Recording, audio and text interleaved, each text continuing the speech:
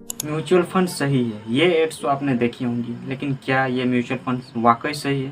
Previous cases में जैसा कि सेबी ने क्वांट म्यूचुअल फंड पर रेड लगाई है, हालांकि इससे पहले भी इस तरह की केसेस कई बार हो चुकी है। अभी जो क्वांट के जो इन्वेस्टर हैं वे सब के सब क्यों अपने पैसे को विड्रॉ कर रहे हैं? क्या क्वांट ने धोखा दे दिया? एंड यदि आपने इन्वेस्ट किया है, क्या आपको यहाँ से निकालना चाहिए? या फिर यदि आप किसी भी म्यूचुअल फंड्स में इन्वेस्ट करने के बारे में सोच रहे हैं लाइक मी, मैंने जो है ग्रो के थ्रू SIP करने वाला था, वो 100 रुपीज़ पर मंथ। सो खैर अभी और ज़्यादा मुझे रिसर्च करनी पड़ेगी। यदि आप फ्यूचर में इन्वेस्टमेंट करने के बारे में सोच रहे हैं तो देखिए, सबसे पहले समझ लेते हैं कि क्वांट म्यूचुअल फंड पे जो ये फ्रंट रनिंग का रेट लगा, एक्चुअल में फ्रंट रनिंग होता क्या है?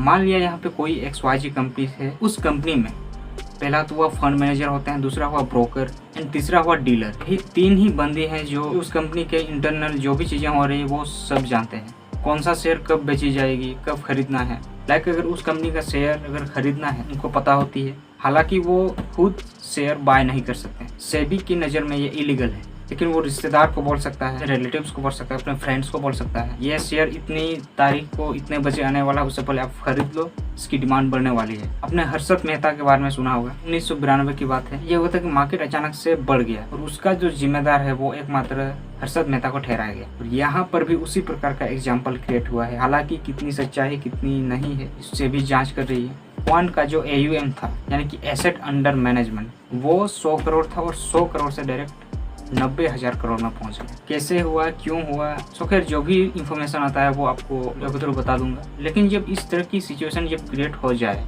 क्या करना चाहिए वो अभी हम जान लेते हैं। देखिए, पहला तो हमें यहाँ पे इन्वेस्टिगेशन रिजल्ट का वेट करना है। जी हाँ, अभी जिस प्रकार से क्वांट के जो इन्वेस्टर हैं वो सभी अपने फंड को विड्रॉ कर रहे हैं, जहाँ तक मेरे ख्याल से दोस्तों आपको यहाँ पे इन्वेस्टिगेशन रिजल्ट जो है वेट जरूर करना होगा। लेकिन आपके मन यदि यहाँ पे तैयार नहीं है तो आप अपने मन की बात सुन सकते हैं, आप विड्रॉ भी कर सकते हैं। यहाँ पे हमें इसके लिए वेट करना है कि सेबी जो है फ्रंट रनिंग केसेस में क्या फाइंडिंग देती है। अगर केस प्रूव होता है तो फंड मैनेजर या फिर फंड हाउस का क्रेडिबिलिटी पर असर पड़ सकता है। देखिए, आपका मन क्या कहता है, इसमें आपको मैं जबरदस्ती नहीं कह रहा हूँ कि आप इन्वेस्टिगेशन रिजल्ट का ही वेट करो। तो बाद दूसरा पॉइंट आता है वो फंड परफॉर्मेंस। देखिए, यहाँ पे इन्वेस्टर को अपनी जो म्यूचुअल फंड है उसकी परफॉर्मेंस भी यहाँ पे खुद की देखनी होती है। अगर फंड कंसिस्टेंसी अंडर परफॉर्मेंस कर रहा है। तीसरा पॉइंट में हो दोस्तों एग्जिट स्ट्रेटेजी। अगर इन्वेस्टर को ये लगता है कि उसका जो इन्वेस्टमेंट है उसमें कोई कंप्रोमाइज हो चुका है, छेड़छाड़ भी हुआ है, तो इस केसेस में आप यहाँ पे अपना फंड विड्रॉ करके दूसरे फंड्स में आप इन्वेस्ट कर सकते हैं, जो यहाँ पे ट्रांसपेरेंट और रेगुलेटरी गाइडलाइन के अंडर ऑपरेट करते हैं।